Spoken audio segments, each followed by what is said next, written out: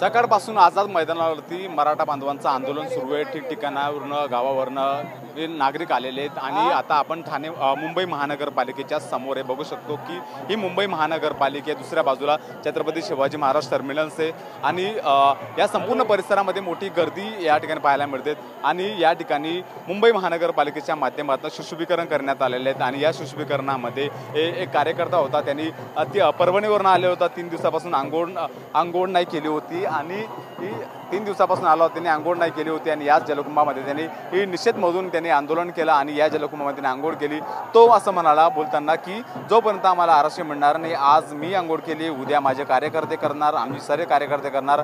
परभणीवरून 3 दिवसापासून आलेलं आम्हाला कुठे सोय झाली नाही, कुठेही सोय झालेली नाही मध्ये, त्यामुळे मी या जलकुंभामध्ये आंघोळ केली त्याचं म्हणणं होतं आणि जोपर्यंत आम्हाला आरक्षण मिळेल तोपर्यंत आम्ही या जलकुंभावर देणार आणि आंघोळ करणार। हाच तो जलकुंभ आहे। बाजूला बघितलं तर छत्रपती शिवाजी महाराज टर्मिनस आहे आणि या संपूर्ण परिसरामध्ये हे मराठा बांधव त्यांची मोठी गर्दी या परिसरामध्ये बघायला मिळते। दुसऱ्या बाजूला बघायला गेलं तर हे बघू शकतो की आपण या ठिकाणी सकाळपासून जे नागरिक आलेले आहेत, कुठून तालुक्यावरून आले, कुठल्या जिल्ह्यातून आलेले आहेत, ते संपूर्ण नागरिक या ठिकाणी आपल्याला बघू शकतो की या ठिकाणी जिथं जागा मिळेल त्या ठिकाणी विसावा घेण्याचा प्रयत्न करतायत आणि ही आपला जरांगे पाटलांच्या आदेशाची वाट बघताना ते आपल्याला पाहायला मिळतात। मुंबई महानगरपालिका आणि छत्रपती शिवाजी महाराज टर्मिनस हा संपूर्ण हा परिसर आहे आणि बघू शकतो की या संपूर्ण परिसरामध्ये हे नागरिक या ठिकाणी विसावा घेतानाचे बघायला मिळत आहेत। ज्याचा जिथं जागा मिळणार त्या ठिकाणी ते विसावा घेतानाचा आपल्याला पाहायला मिळत आहेत।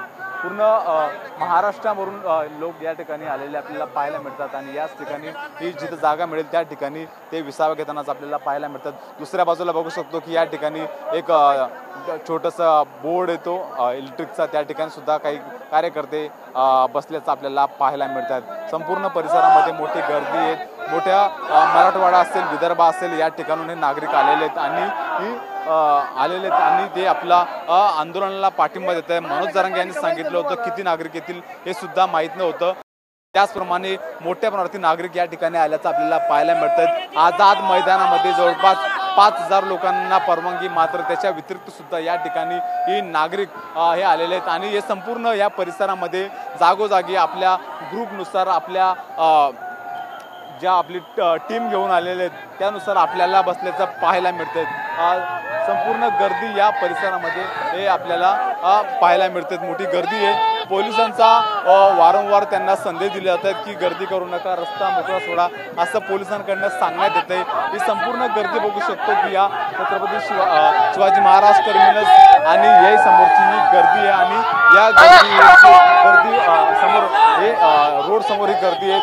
या संपूर्ण गर्दीवरती नियंत्रण ठेवण्यासाठी पोलिसांच्या माध्यमातून ड्रोन सुद्धा वापरला जातोय। गर्दी कमी करण्यासाठी, गर्दीवर नियंत्रण करण्यासाठी पोलिसांकडून हे वापरलं जातं। Camera person